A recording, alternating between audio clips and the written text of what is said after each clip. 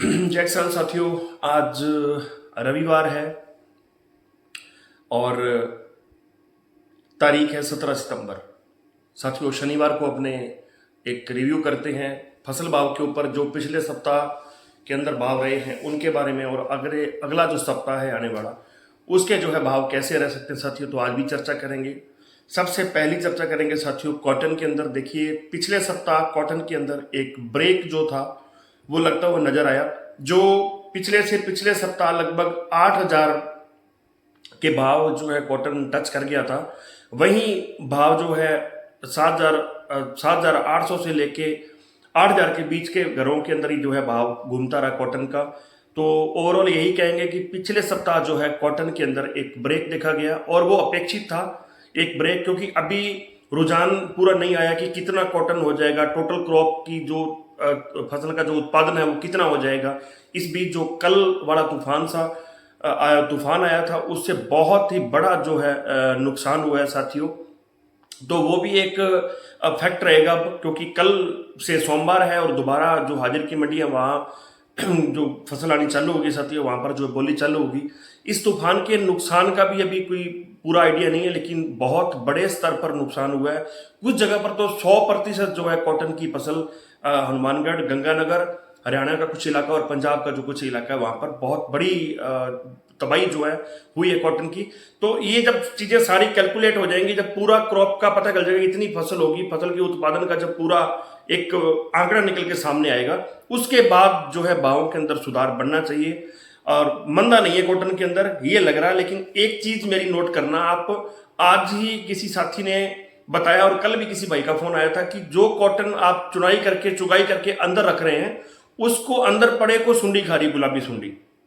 क्योंकि मान लो अगर किसी एक बिनोले के अंदर सुंडी है, तो वो उस बिनोले को खत्म करने के बाद जो उसके पास जो बिनोला पड़ा है वो उस पर अटैक करती है, फिर उसको खत्म करने के बाद उसके ऊपर अटैक करती है। तो इस बार इस चीज का विशेष ध्यान रखिएगा, कहीं अपन भाव लेने के चक्कर में, भाव बढ़ने के चक्कर में इसको रुई को रख लें और रुई जो है उसको संभाले नहीं, और रुई जो है पड़ी पड़ी खत्म हो जाए साथियों। इस चीज का खास विशेष ध्यान रखना।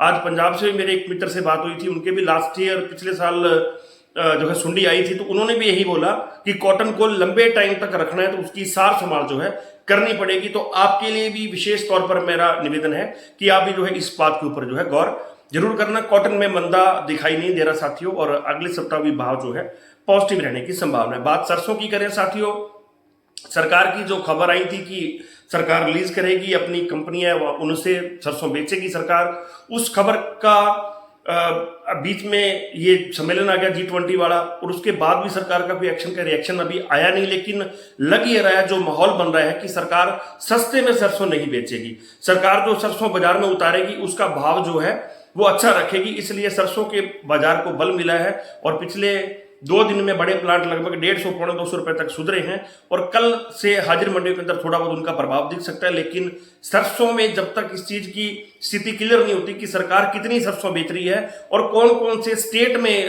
जो है सरसों को रिलीज किया जा रहा है, तब तक साथियों कोई बड़ी तेजी सरसों में नहीं बढ़ सकती। वही सलोनी के भाव 6500-6600 तक जाते हैं, जयपुर 6000 तक जाता है, और अभी भी वही भाव घूम रहे हैं। यहां से फिर बैक आता है भाव 200 रुपए एक बार में टूट जाता है, फिर 50-50 रुपए करके 4 दिन में बढ़ता है। तो सारी वही चीजें हैं। ओवरऑल सरसों में बहुत बड़ी तेजी नहीं है, लेकिन यही मंडियां जो हैं, जो हाजिर की मंडियां हैं, मैं लगातार 7 महीने से कह रहा हूं, वो MSP के इर्द गिर्द ही घूमेंगी, उससे ऊपर जो है जाती दिखाई साथियों नहीं दे रही है हाल फिलहाल। बात करें ग्वार की साथियों, बड़ी गिरावट पिछले सप्ताह ग्वार के अंदर, जैसा कि आपको बताया था कि ग्वार जैसे ही 6500 जाएगा, फिर वहां 6500 की और जाएगा। अभी 6500 तो पहुंचे नहीं, खैर 6100, 6200, 6300 रुपए कुछ मंडियों में बिका है, लेकिन फिर वहां से ग्वार बैक जाएगा, क्योंकि प्रॉफिट बुकिंग वाले लोग वहां पर काफी आते हैं। ग्वार की फसल काफी ज्यादा कमजोर है, इस बात में कोई दोराई नहीं है, लेकिन आंकड़े अभी उत्पादन के निकल के सामने नहीं आ रहे हैं। फिर भी ग्वार के जो भाव हैं वो नहीं लगता कि एकदम से भी बहुत बड़ी तेजी आएगी। हाँ, 20 तारीख के बाद ग्वार में सुधार बन सकता है थोड़ा बहुत, ये जो सारे एक्सपर्ट हैं वो लोग बोल रहे हैं। तो देखते हैं, उम्मीद है कि ग्वार में जो है थोड़ा बहुत सुधार बढ़ना चाहिए। बड़ी तेजी ग्वार के अंदर साथियों दिखाई अभी तक तो नहीं दे रही है, खास करके अगले सप्ताह के लिए। बाकी की समीक्षा अगले सप्ताह में करेंगे। बात कर लेते हैं साथियों चने की। चने में 50 रुपए का सुधार हुआ है पिछले सप्ताह में, और अगले सप्ताह भी कोई बड़ी तेजी चने में अब दिखाई नहीं दे रही है साथियों, क्योंकि चना भी दालों में आता है। तो इन सब चीज़ों को कैलकुलेट करके चले, दालें जितनी भी हैं, मूंग है, चना है, मोट है, तुअर है, जो भी हैं, वो तो सबके ऊपर एक प्रेशर है, क्योंकि चुनाव है। सरकार नहीं चाहती कि चीज़ें जो हैं खराब हों, भाव इन चीज़ों के जो है बढ़े और उनकी जो है स्थिति को कोई नुकसान पहुंचे। तो सरकारें हमेशा ये चाहती हैं कि चीज़ों को मैनेज करके चला जाए। बात करें साथियों मूंग की, तो मूंग के अंदर भी कोई तेजी दिखाई नहीं दे रही साथियों। मूंग में भी बड़ा झटका लगा है जब से सरकार ने बाहर से दालों पर जो है, 1-2 दालों के ऊपर बाहर से आने वाली जो दालें थी उनके ऊपर जो एक्साइज ड्यूटी है उसको बिल्कुल नील की है।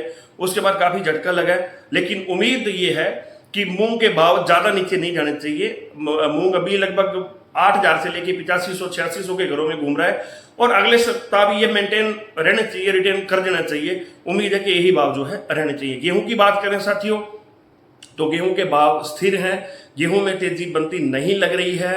और हालांकि उम्मीद थी कि 10वें महीने के बाद एक माहौल बनेगा, लेकिन हालिया जो पोजीशन है, जो चुनावी जो साल देख रहे हैं, उस हिसाब से गेहूं के अंदर भी तेजी जो है मुश्किल है कि बढ़ेगी साथियों। बात करें जौ की साथियों, तो जौ और सोयाबीन के अंदर भी स्टेबिलिटी है। यहाँ पर भी कोई सोयाबीन में तो हलचल हो सकती है, लेकिन जौ के भाव जो है बिल्कुल साथियों स्टेबल है। तो मिलेंगे साथियों कल 8:30 बजे। फेसबुक के ऊपर वीडियो अपलोड करते हैं 8:30 से 8:45 के बीच में, और यूट्यूब के ऊपर आपके साथ 9 बजे रूबरू होते हैं साथियों। तब तक के लिए किसान एकता जिंदाबाद।